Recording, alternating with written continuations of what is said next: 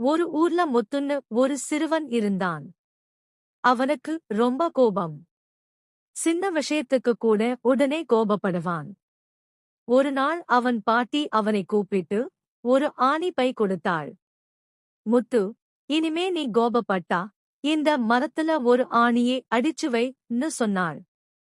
முத்து முதல் நாளே 10 ஆணிகள் அடிச்சான். அடுத்த நாள் 7. நாள்கள் போக போக அவன் கோபம் குறைய ஆரம்பிச்சது. ஒரு நாள் பாட்டி சொன்னாள், இப்போ நீ கோபப்படாம இருந்த நாள்ல ஒரு ஆணியை எடுத்துடியு. சில நாள்ல எல்லா ஆணிகளும் எடுத்துடப்பட்டுச்சு. ஆனா மரத்துல நிறைய துளைகள் இருந்தது. பாட்டி மெதுவா சொன்னாள், முத்து, கோபம் இப்படித்தான். மன்னிப்பு கேட்டாலும் சொல்லிட்ட வார்த்தைகள் துளை மாதிரி மனசுல தங்கிடும். முத்து அன்னைக்கு இருந்து மெதுவா பேச ஆரம்பிச்சான்.